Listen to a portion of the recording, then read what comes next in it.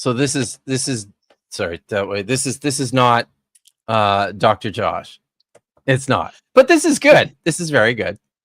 You can tell by the lack of a beard. Oh, the perfectly manicured beard that looks like it was sculpted directly onto your face. Yeah. Yes.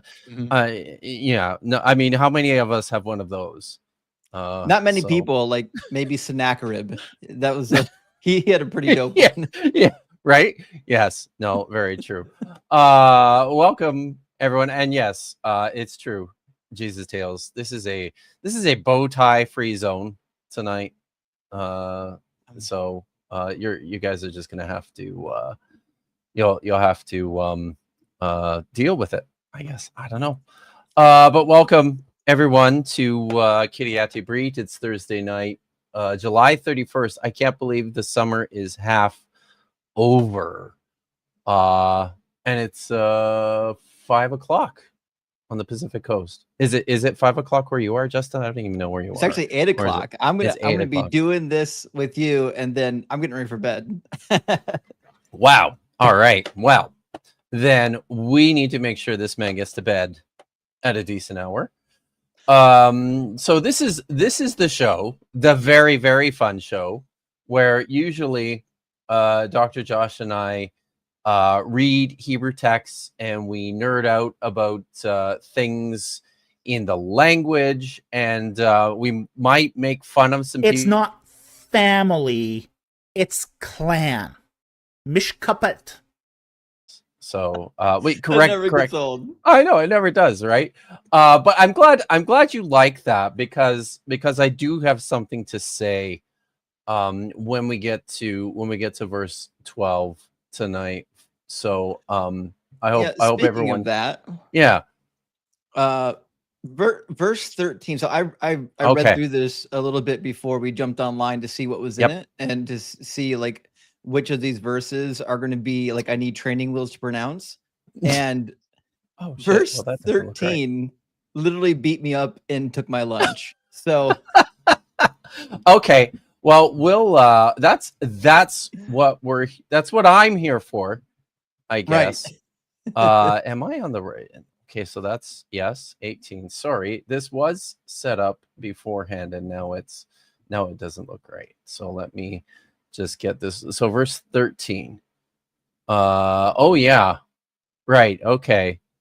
Yeah, we'll get there, and we'll talk about it. When we get there, there's some things I got questions on. So okay, so are you more comfortable with verse 12 than you are with verse 13?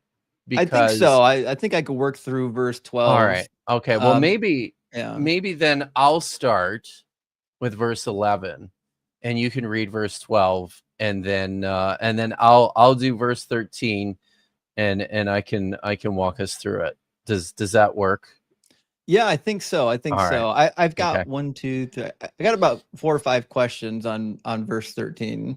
Okay. Well, hopefully I can answer all of those questions. No guarantees. So. But okay. Good. Remember, I'm an amateur. It's true. It's true. So and I'm supposed to be a professional. So so here we go. Just a refresher to everyone. The way this works is Justin and I are going to take turns reading verses from the text. We're going to start in 1 Kings chapter 18, verse 11. This is the story of Elijah and the prophets of Baal.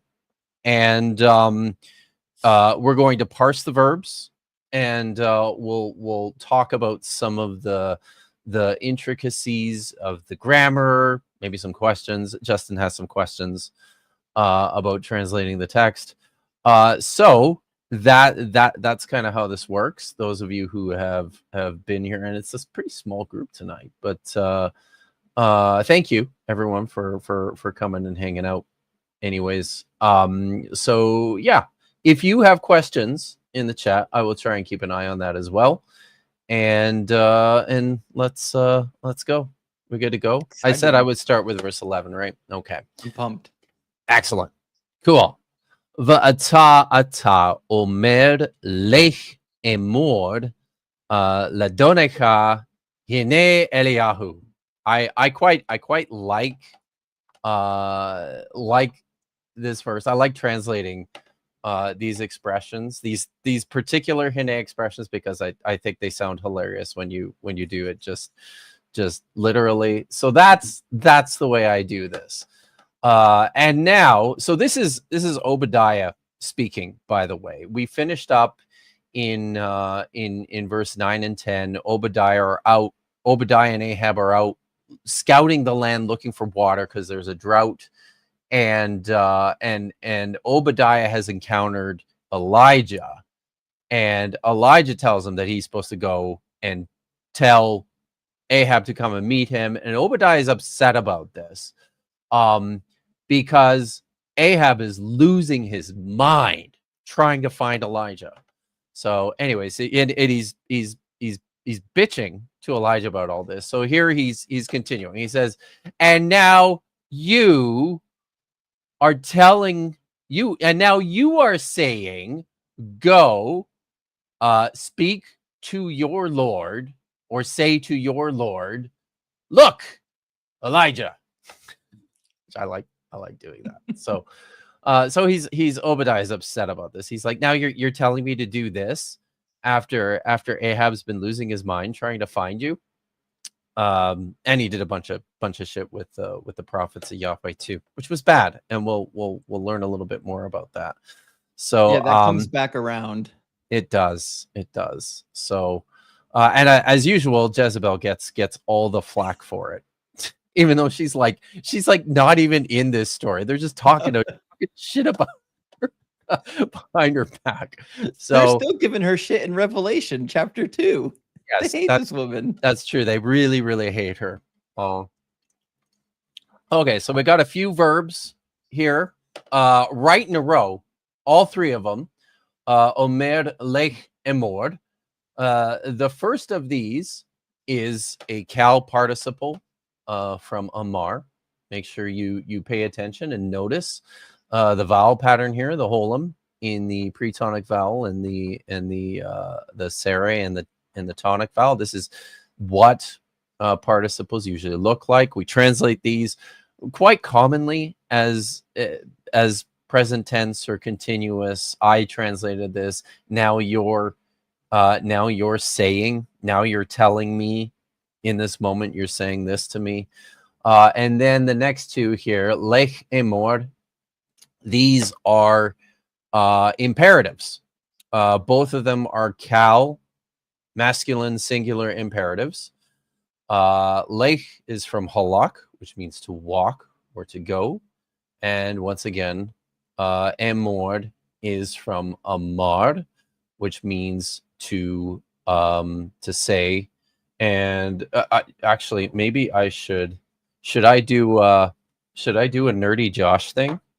Yes. And should I? Okay. In honor of Josh, I'm going to just pull the text down for a second and bring up. I'm actually kind of excited about this too, because you get a document viewer? No, but I figured out how to share my iPad screen. Oh, nice. I know, right? So you can draw now. Yeah. Here we go. So look at this. This is ta-da. There we go. Right. Look at that. Okay. I got to pull the text up here. So, not that one. It's that one. I think, no, it did it. It did it again. Sorry. Just give me a second here. I am, yes. Okay. Just make sure oh shoot. I flipped the page accidentally. Okay. Just make sure I got the right text here and the right word. So, this is the word here is, see that? Looks pretty cool, eh? It's very smooth. So this is our cal imperative. Usually what I tell my students is that when you're making imperatives in Hebrew, what you're doing is you're basically, this is the standard form of a cal strong imperfect verb, third masculine singular. But what you're doing with the imperatives is you're just lopping off that prefix, that verbal prefix, and then you're left with, instead of yiktul, kitol. And you can see this here with amard. Now, it's a little bit different because the cal imperfect of amar is actually, whoops, let me grab my eraser here. It's actually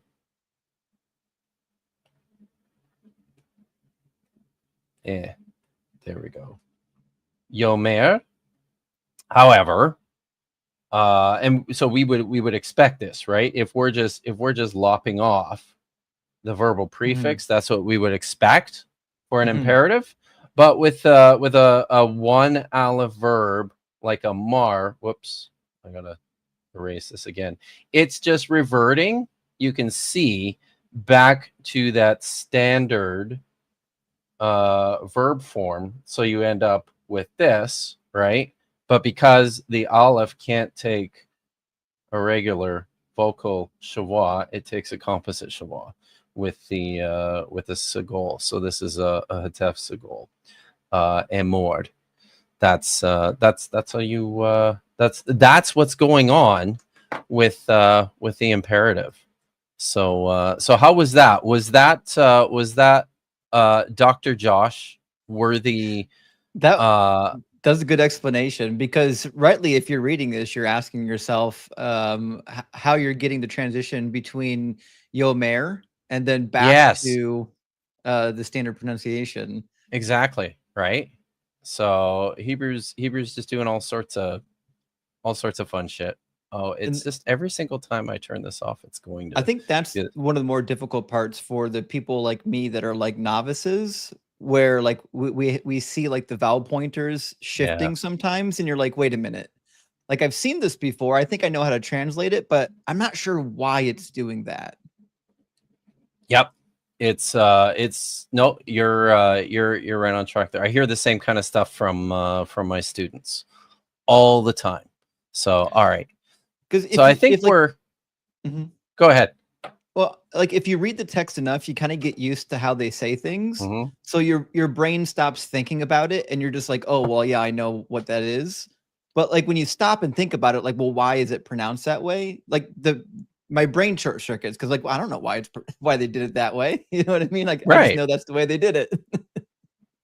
That's right. Absolutely. So I when you read enough, you actually start to, I mean, the patterns just start to they just start to get ingrained, and you stop thinking about what's going on or why. So yeah, you just start to recognize things. Good to see you, Hayden, by the way. And we are reading 1 Kings chapter 18, and Justin is going to continue with verse 12. All right. Verses 12 and 13 were tough for me, so I'm going to go slow through 12. Yeah. And try to pronounce this with the best of my training wheels. So we'll get you through it. I think we'll finish it eventually. And you know, if I pronounce something egregiously, correct me. You can correct me in real time. It's okay. So va haya ani alek mi. Well, let me get this one right. Mi ithak or itak. Me a talk. Sorry, may etalk. May etalk. I have to cough just a sec. And then Varuach Yahweh Yasa'aka. That's not pronounced correctly. Yisa'aka. Oh, there we go. Right? Yisa. Yeah. Sorry, sometimes my eyes don't work as well when I was 20. Al. Right. Asher. Lo Eda. Uvati. Lecha Chagid Mhm. Achav. That's to Ahab. That's right. Yeah. Okay, sorry. My brain is trying to forget what it looks like in English. Balo Yim Zaeka or Zaaka. Pretty close. Yimtsa'aka. Okay. Va Haragit. Oh, that's a tough one. Va Haragni. Vaharagani. Oh, Gana. Oh, there we go. Gani. Okay. Sorry about that. Yeah. Vi Too many Av- syllables. There's a lot of syllables there. I told It you is a lot of syllables. verses 12 and 13 beat me up pretty good. Yeah. Vi Av Deka. Good. Yari. Yare. Oh, yeah. Yep. Yare. You know, the long E and the short E, it's easy for me to mispronounce that because I don't take my time thinking about it before I say it. Yeah. You have to think about it like and English is an oddball. You have to think about it like in European languages, the E sounds are and A, whereas the I sound is the one that makes the E sound.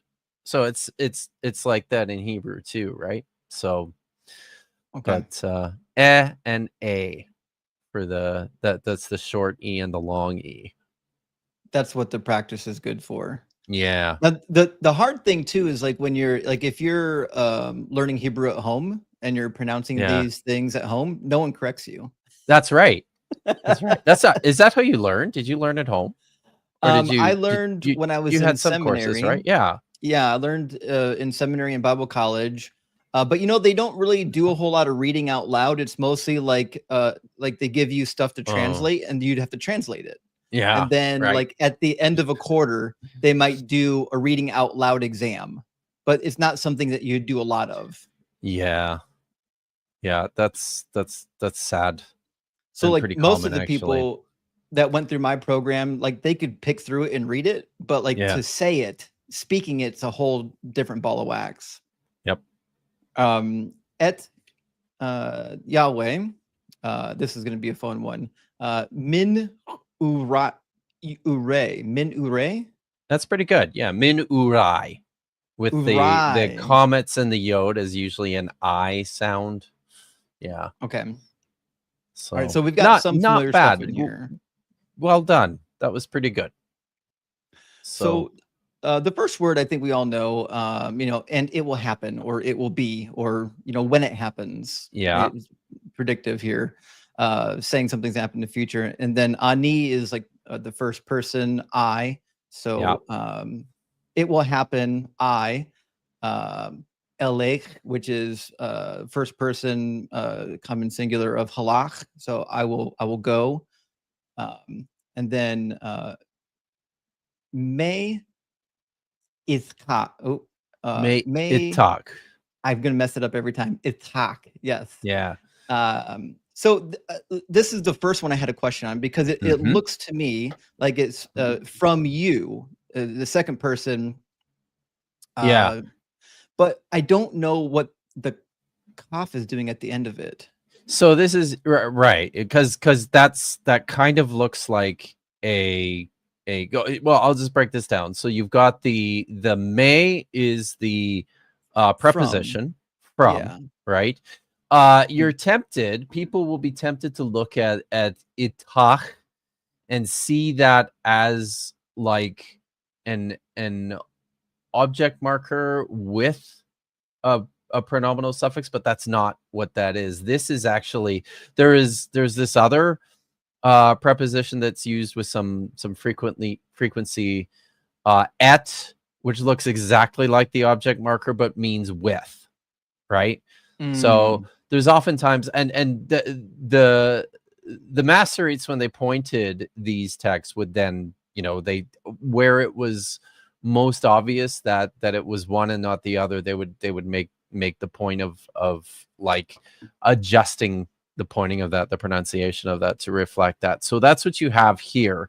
The fact that you've got the doubled tav is also a bit of a giveaway that this is the preposition and not the object marker.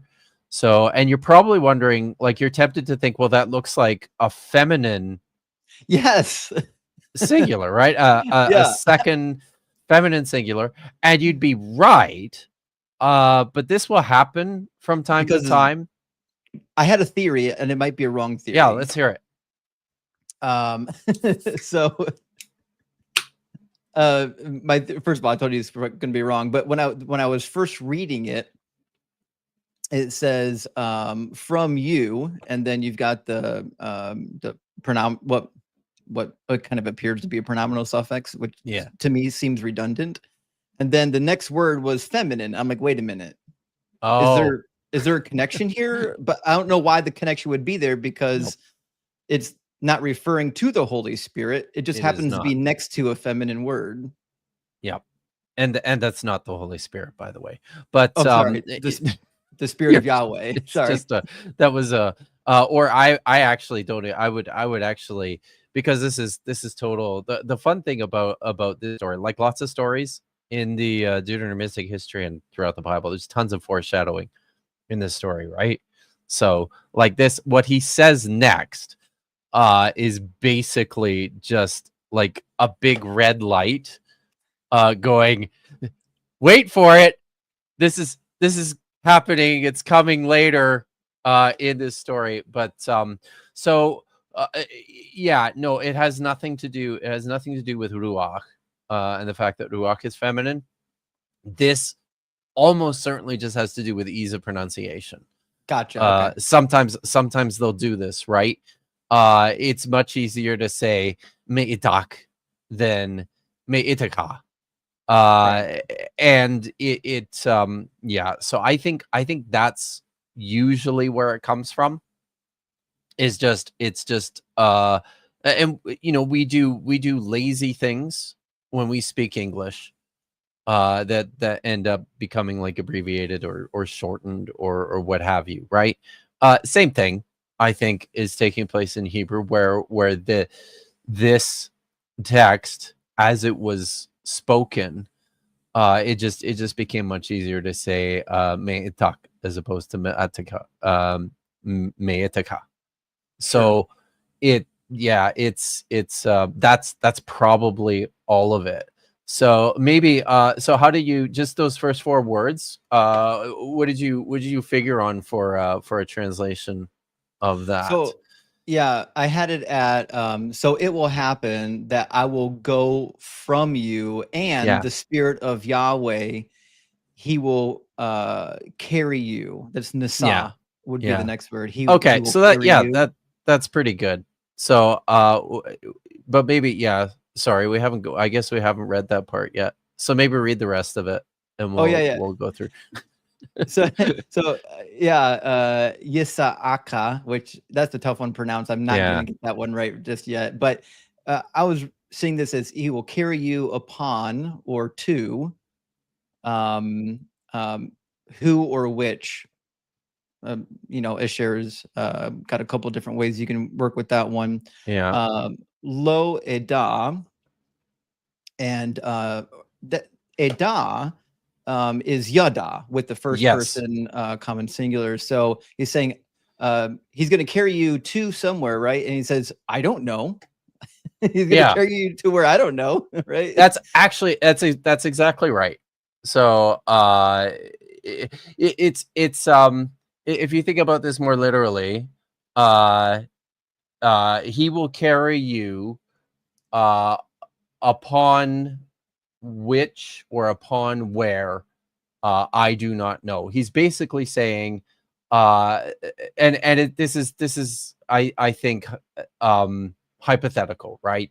He's going, all right, say I go away from you and the wind of Yahweh picks you up and the wind of Yahweh carries you to a place or to somewhere I don't know, is basically what he's saying. So the Asher, So this is really good because so we didn't parse Nasa yet, but Nasa is just a call imperfect, it looks like.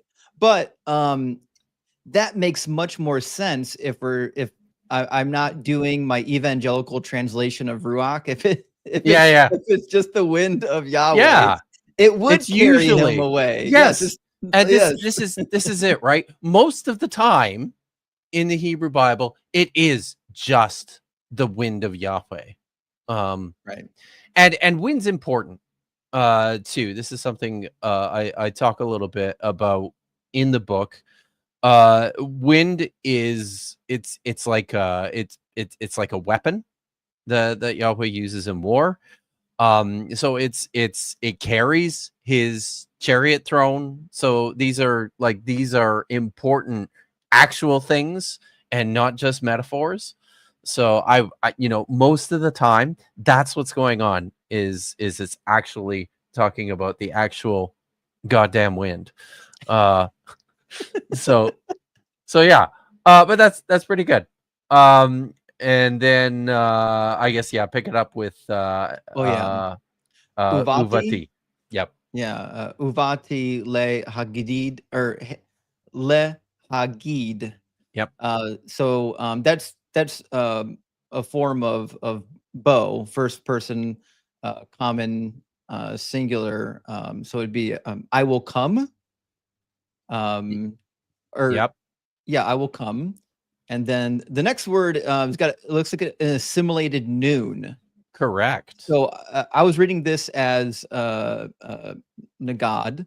Yep. So it shows up here seemingly in the Hafil verbal stem as Hagid. Yep. And so let's see, Nagad is to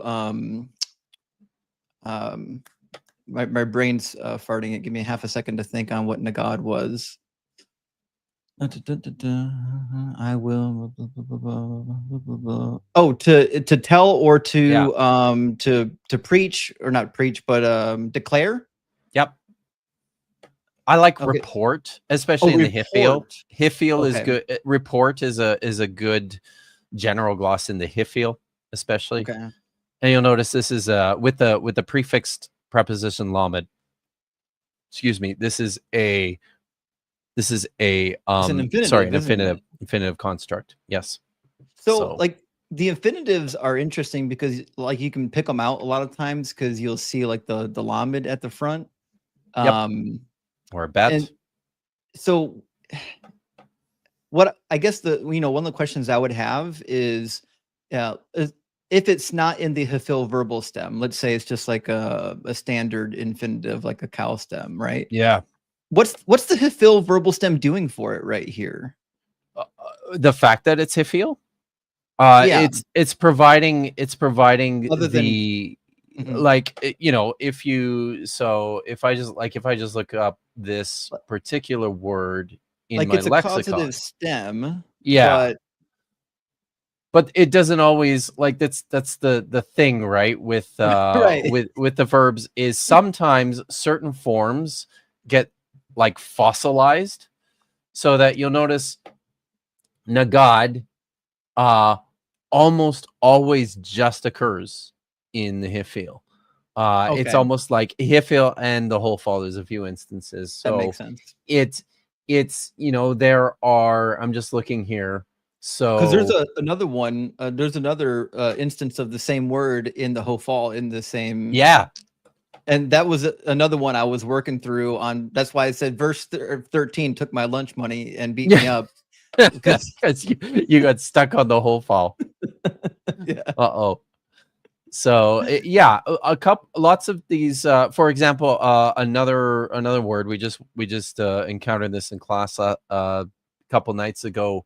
The word lakam means to fight or to go to war. It's nifal, like almost every time.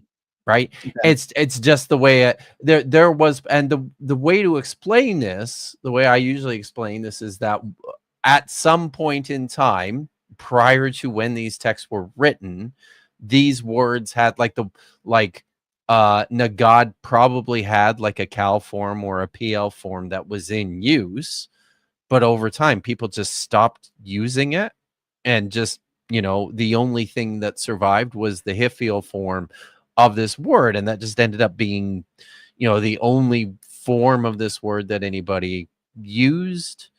So, there's a bunch of words like that, verbs like that in Hebrew, where it will theoretically have a cal stem or a pl stem, but you never see them, right? Okay. They always appear as something else, and that usually has to do with just development of the language, because you're looking at a snapshot in time of where this language is at the time this text was written. So at that point in time, these forms have just fallen out of use. They don't, nobody uses them anymore. So Right. yeah. So it's not, yeah. So this isn't really, maybe it was causative at one time, but we don't know what that original word meant Sure. in the cal. So now it's just to tell or report, right? So Fair enough. So he's saying, and I will come to tell you, or to tell to Ahab. Yep. Valo, not or can't. It's just a negative particle. Yim sa'aka. He will not find you is my translation. Yeah. And then for find, I that's just a call is what I'm got here, Yes. the third person call. So nothing crazy going on there. Va haragani, and this is harag is the underlying verb that I found in here. Harag just means to kill or to slay. So he's saying he will not find you and kill well. So ni is the suffix is Yep. first person singular. So he will not find you and kill me. Yeah. Or so there's a little bit of interesting transition there that makes it hard to know what's happening. He will not find you, especially when he then me. Yeah, and then he says, and then he follows that up with Avdika, your servant. Right. Speaking of himself. So could this really be a question? Will he not?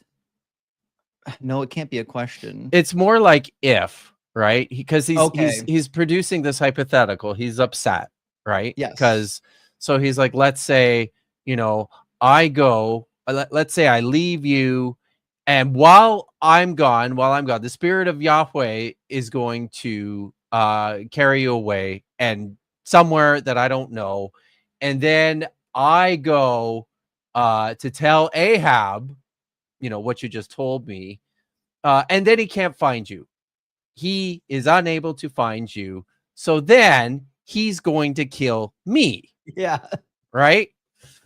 And then maybe just finish it up here.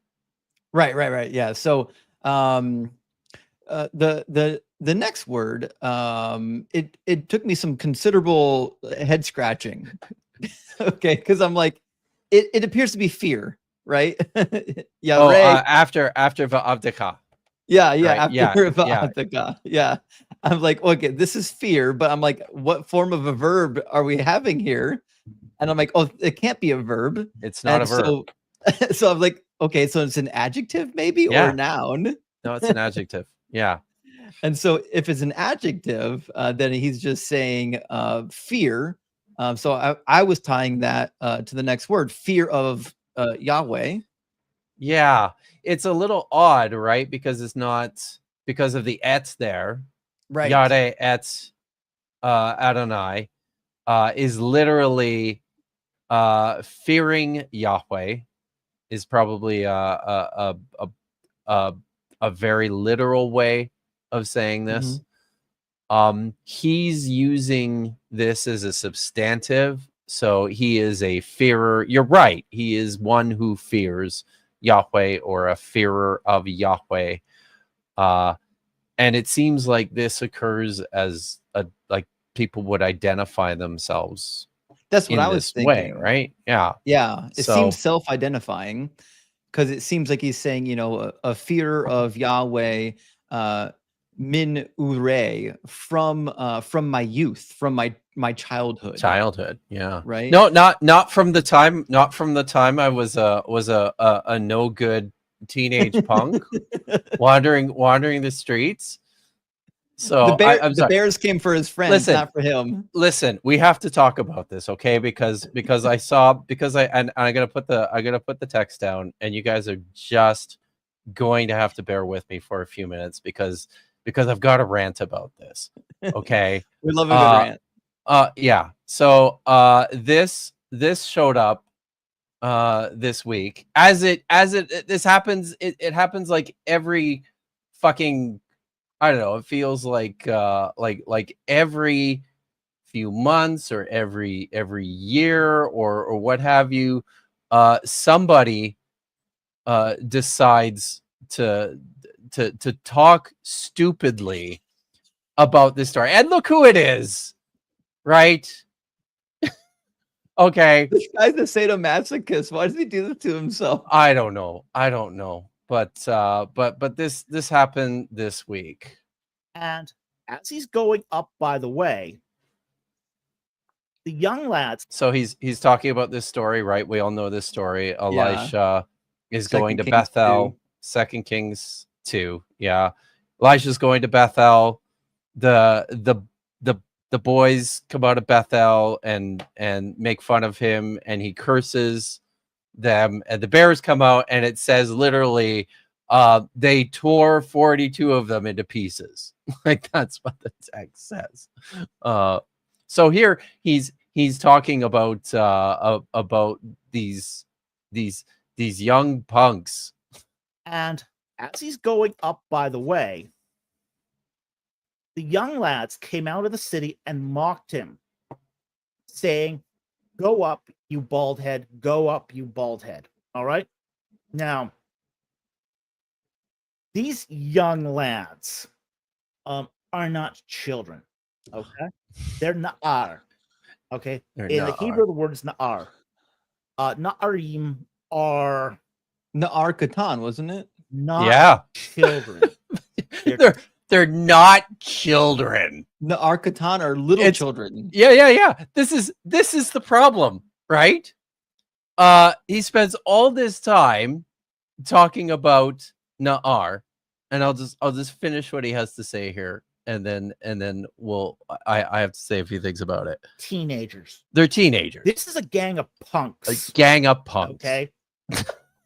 Now, every society has had gangs of youths who would often cause trouble. Yeah, just a bunch of troublemakers. That's it. Yeah, is this gang of young punks?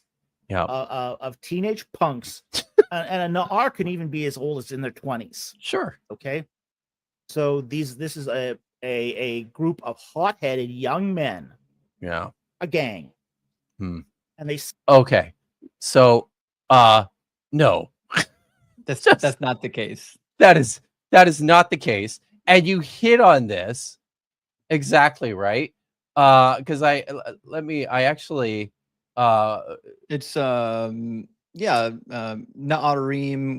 Katanim, which is a group of little kids. Very literally, doing what little kids do. Yes, small. Kitanim is small. It's small. Na'ar is a word very commonly used for boys. And I mean, it's true. I think it usually has to do with sexual maturity or at least with coupled status. So if you are uncoupled, if you don't have a woman, you're probably still a Na'ar. So theoretically, you could be, and there are instances in the Bible where someone is identified as a Na'ar, as an older teenager or a young adult. That does happen, but that's not what's happening here, because they're not just Na'arim, they're Na'arim Ketanim. Ketan means small, means little. In modern Hebrew, the word Ketan is used to mean child, like minor. That's how the rabbis understood it. If you go and you look at every single ancient translation of that text, they translate it exactly the same. Small boys. They're boys. They're little boys. They're not teenagers, and you can't derive teenagers from the text. You just can't do it. It can't be done. So, yes. The context would agree too, because like, yeah, what young adults, what 20-year-old men are ganging up and making fun of people's bald spots? Half these people are going to be bald in 5 years anyways, if they're really that old. That's probably true. That's probably true, right? Who does it? So that's what kids do. This is one of my Hebrew students, and he brings this up. I'm reading through First Kings in the NRSVUE right now. Just recently got to Solomon's "I am only a little child" line, and apologists will use this to say, well, like here's the thing, though. We don't know how old Solomon is when he says this. Yeah, we don't. And there's a big difference between, Solomon talking to a god and showing his deference and following this up. I am but a little child. I don't know anything. He says, I don't even know how to go out and come in. Yeah. I mean, obviously he knows how to go out and come in. It's being hyperbolic. He's abasing himself. Yes, totally. So it just, I just wish these people would learn how to fucking read. It's so obnoxious. The goal of apologists is not to be honest with the text, is to wrangle the text in a way that is plausible to defend your worldview. Absolutely. Yep. It certainly seems that way. That's why you end up with Egyptologists making 20-minute videos about how this can't possibly be little boys. So at least he's the gift that keeps on giving. Yeah, that's fair. Right. that is fair. But we have got through 2 verses. maybe we should do a third.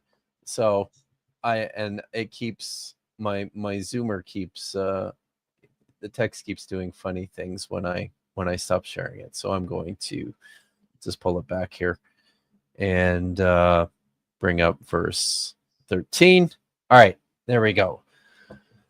Okay. So he's emphasizing that though at the end there, right? I have been a fearer of Yahweh from the time I was a boy, little boy, not a no good punk teenager, right? Roving the countryside, looking for bald men. That's right. Oh, okay. Hello, Hugad, Ladoni et Asher Asiti Baharog Izevel et Niviye Adonai Va'achvi min vie Adonai Mea ish chamishim ish bam ara va'achal kalem lechem v'mayim. All right. So now we begin verse 13, hello, with the interrogative particle. So this is right away. Now he's asking a question. Okay.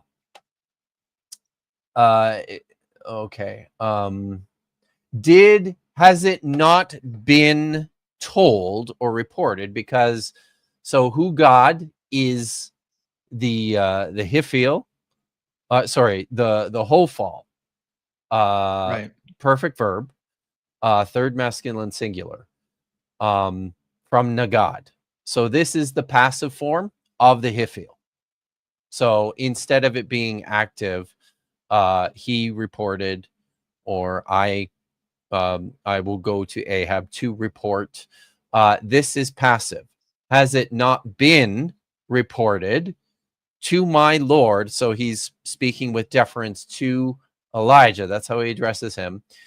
Has it not been reported to my Lord that which I have done when Jezebel killed the prophets of Yahweh, and I hid from the prophets of Yahweh 100 men, Hashim Esh, literally in two groups of 50s. It's literally 50 men, Bam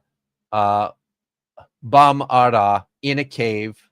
So he's saying I hid 100 men by 50s in a cave. So 50 men in two different caves, right? And I basically provided for them bread and water. Okay, now we'll break the rest of this down. Who God, like I said, this is the whole fall from Nagad. It's a third masculine singular. You'll notice the shurik in the verbal prefix underneath the hey there. That's always a nice, easy way of recognizing this as a whole fall. And it's passive of Hifil. So ACT, this is a Cal perfect first common singular from Asa, that which I have done. I did have a Baharal. question on that, if you don't mind me. Yeah, go ahead. So on the form of ACT, I was curious how we got the first yod into that conjugation from Asa. Oh, well, I have to do this again because we need the drawing board. Yeah, man. So this is just too fun. I understand now why Josh does this. Mhm. It's not just this is just it's fucking awesome fun. Because So it is possible to say Asati. You don't have to say Asiti, Right. But somebody had a good reason for this, obviously. Yes. So, and that reason is that actually, you know what? I'm just going to move down. That reason is that asa is a third hey verb. All right. It's because of this. What happens in when you're attaching verbal suffixes to this form, because the hey is weak. This is the way Josh would explain it. Okay. The hey is weak, right? It's a weak verb. And because it's weak, it can't handle the weight of carrying the verbal suffix. So this hey turns into a yod. Okay. And now it can handle the weight of this. Okay. And it does this with so that's the first common singular. It's the same thing with like the second except it's doubled. It's it's the exact same with like your second masculine singular, or with your second the second feminine. Yeah, it does the same thing. I think actually this one looks like this, and it is still okay. So that's what's happening here. When you see this, and you should be able to recognize the root already.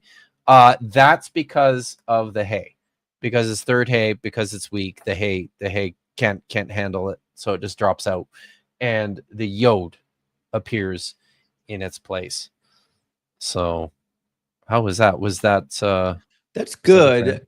I think we're used to seeing like hays drop off and turn into like a tav, like mitzvot. But the yod addition was one I'm not as used to. Right. Yeah. So that's just, and that's part of your if you good, it didn't do it this time. That's nice. If you go back and you review your paradigms for like the third hey verb, you'll see this consistently, this pattern repeated, where that hey will drop out. It's asa, and then the third feminine singular is asata, where the tav appears in there. It's kind of weird.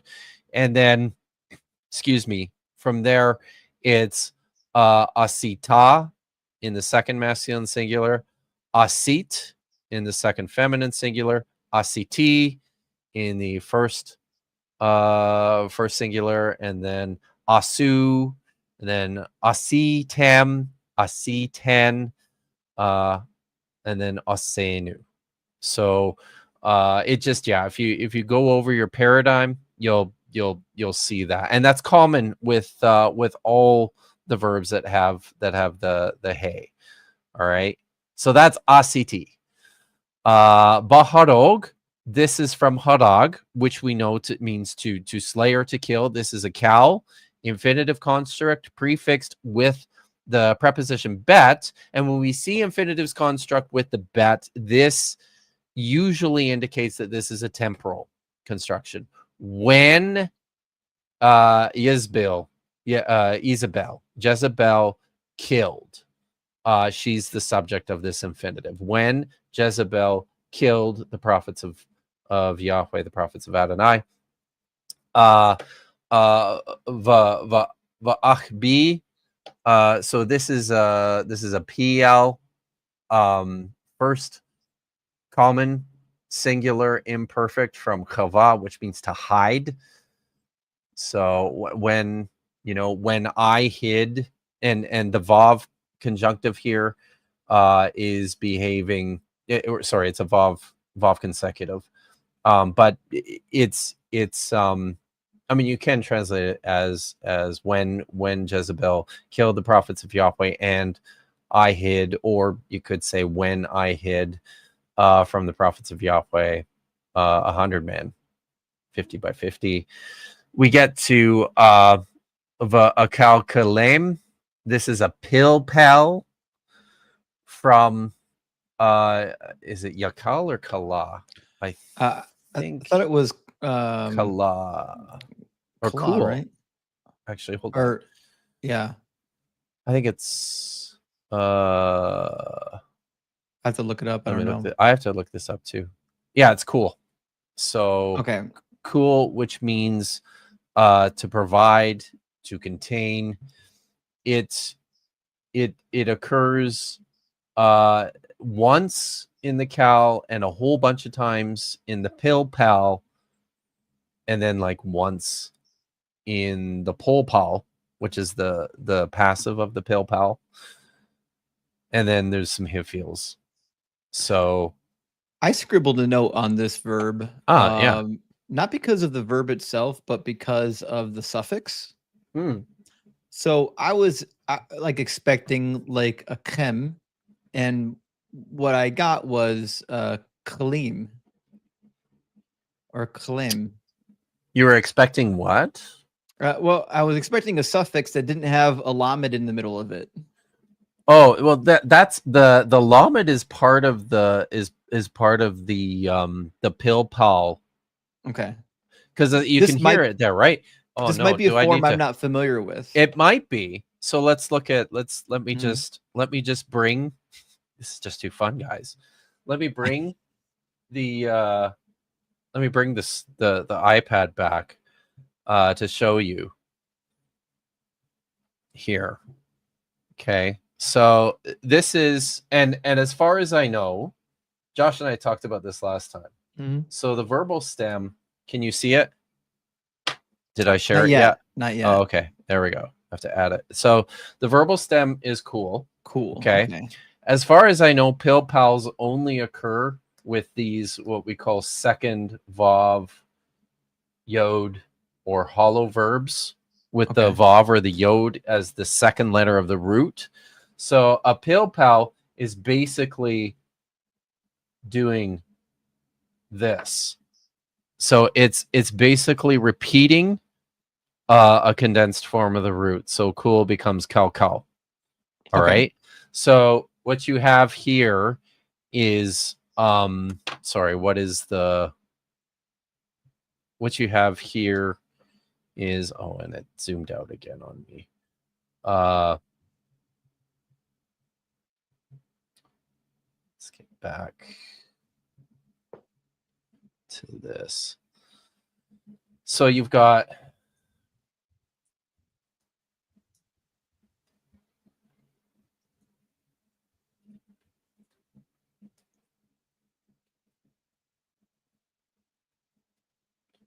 so your verb is a cal. Okay. It's prefixed with the conjunction, or sorry, the vav consecutive, the consecutive vav there, and this is your suffix. Okay. Just a single letter suffix. See, I didn't know this form. This is interesting. Yeah. Wow. Well, it's, excuse me, I got a cough. It's it's not super common. But they're the sorts of things that wherever you see a verb with that repeating pattern, right? With the combination of letters that repeats itself, you just know right away that that's a pill pal, and that this is part of the part of the actual the actual verb as it as it's conjugated. Because I got hung up on the form pretty bad, because I'm like, it's obviously a first person, but I was looking for like a hey mem at the end of it for because it used to that's what fits the context, right? That's right. So and you're looking at that llama and going, what the hell is that doing there? Yeah, I'm like, first of all, why is there a kof?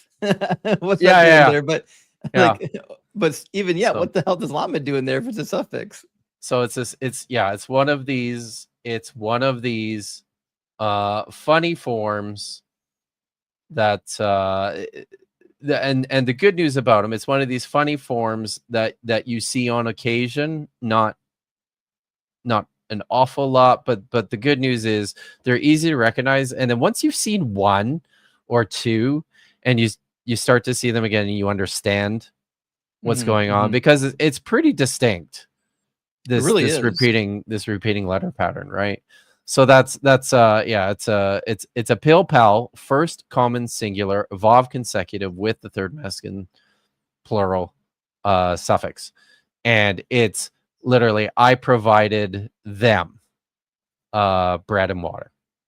So the translation of it is actually pretty easy once you understand how to break down the whole construction. Sure. But yeah. So wow, it's already 6 o'clock. We didn't get super far, but that is still fun. It's always fun, right? And I have a couple of super chats that we should look at. So Brandon Runyon, thank you for the $5. Says, I asked Falk, and I do love it when you guys misspell his name. It's pretty great. I asked Falk what he thinks an ish is if a na'ar can be in their 20s. He said it is because an ish is married. Can an ish not be married? Be not married though. So I hate to break it to you, Brandon, but he's not wrong. And this is the way that I understand the difference generally, and we're speaking in generalities here just because we're not perfectly clear on all the nuances of the relationship between the language and the culture. There's still lots of things that we're kind of guessing at, but it seems to be that a na'ar was an unmarried male, a male who was uncoupled. And Chuck, do you mind starting over, Justin? we practiced it once. Oh, go faster the second time, right? So yeah.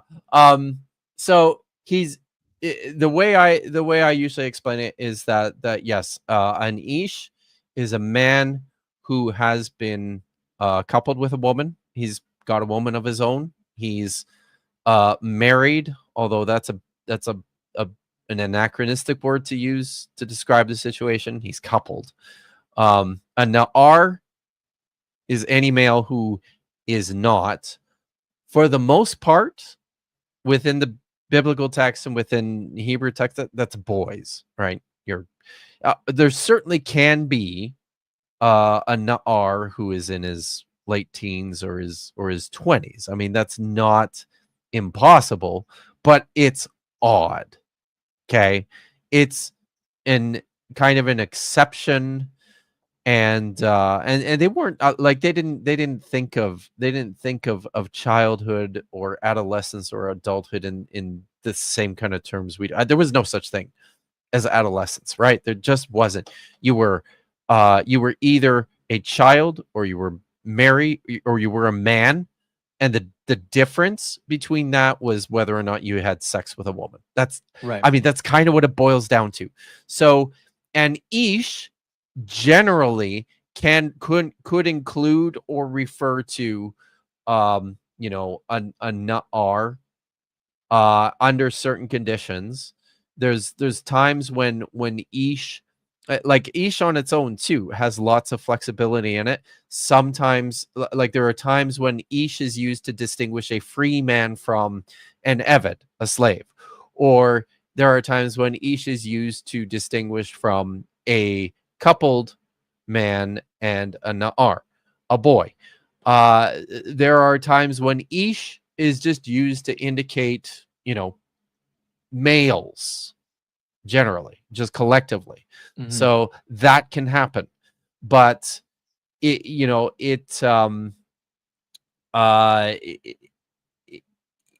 one has to be very clear about that sort of flexibility. And I would say there's a similar sort of flexibility with Na'ar, less so because it always, you know, has to do with the status of the male as whether or not he's had sex with a woman.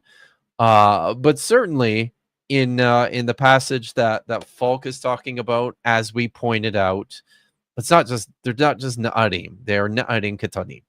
They are small boys. They're little boys. The text is explicit about this. There is just no ambiguity here. But have you considered that doesn't fit my already held theological belief? That's what it boils down to, right? It's uncomfortable. It makes people uncomfortable, and they have to start inventing stupid answers for why on earth Elijah is cursing a bunch of little boys and they get torn up by bears. And yes, because I've seen that too. I've seen some suggest, well, the bears came and they separate. Yeah. No, it is I think it's if I remember correctly, I won't go back to look, but it's that's how that particular verb works in the Cal. But it's either a PL or a hit PL, where it very obviously means torn apart. Yeah. To like torn to pieces, like they been cleaved. Just yes, as bears do, right? So what do you think the bears were doing? Putting them in the huddle groups? Yes. They were just, yeah, that's right. I live in Canada, Justin. I don't know if you knew that, but we actually had a bear attack last week. Ooh. In my province, close to an area that I usually go. The guy's going to be fine, thankfully. Well, yeah, because you have healthcare up there. But I mean, sometimes the bears just they do just kill people before anybody gets to them. But anyways, Canada. I've got another super chat from my friend Lawrence at Milwaukee Atheist. If you don't press like on the stream, Kipp will pour alcohol on your freshly done piercings. Oh, thank you, Lawrence. That was funny. I appreciate it. So, well, it's getting on, and you have to go to bed. So, thank you for having me, Dr. Kipp. I had a lot of fun, and I appreciate you humoring me through my British pronunciations. Well, you'll have to come back, and we'll get that Hebrew strengthened up really good, so that so you can. Yeah. My goal is to work on that. So Case Western Reserve, up near where I am. They do Right. night classes for modern Hebrew, and it's all going to be verbal. So I'm going to take their modern Hebrew class, and that should really kickstart my ability to pronounce a lot of these things. And it'll help to trigger lots of the stuff with the grammar and the syntax, and your vocab is gonna improve a ton too. So that's awesome. It's exciting. Cool. Well, I'm excited. When do you start doing that? Should be this fall. Sweet. That's awesome. Well, that's so yeah, you need to come back. If you what are you doing for the rest of the week or the weekend, or do you have anything special coming up? Or I've got a stream tomorrow night, standard debate stream, and then I'll be off in the weekend doing fun stuff with my son. Nice. And then next for like the next 2 weeks, almost nearly next 2 weeks, I'll be on vacation with my son before he goes back to school, because once he goes back to school, we can't do the fun stuff that much.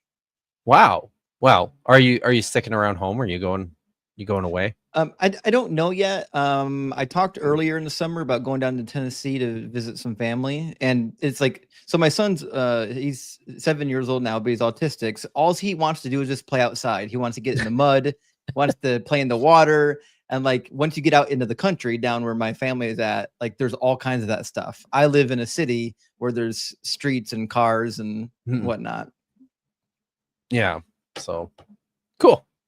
Yeah, well, that's awesome stuff. So, and your book's almost out, and my book will be out on the 15th, for sure. And it's possible that there will be a link before that where people can pre-order it. But as I was telling you before the stream started, the entire thing is everything is done. It's all ready to go.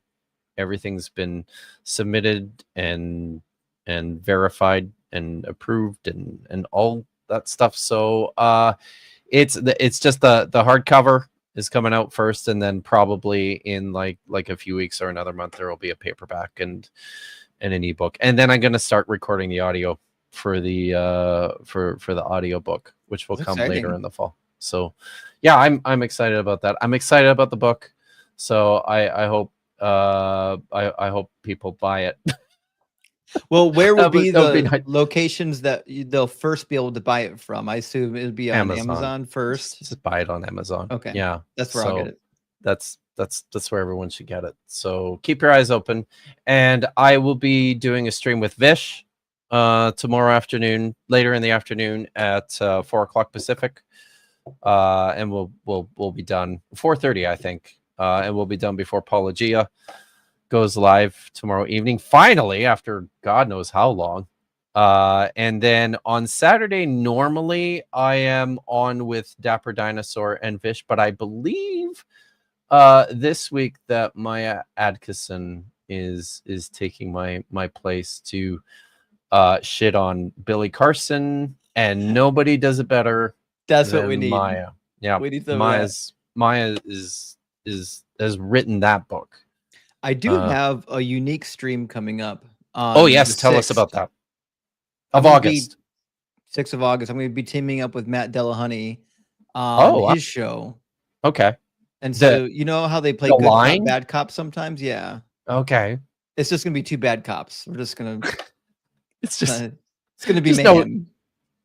Just no good cops. Is that the name of the stream? No good cops. It should be, but it's called The Hang Up, I believe. Awesome. All right, cool. Okay, well, yes. Hi, I'm Dr. Excuse me. Okay, we're gonna get out of here. Thanks for coming and hanging out with us, you guys. And I'll find an outro here somewhere. I can do this. There we go.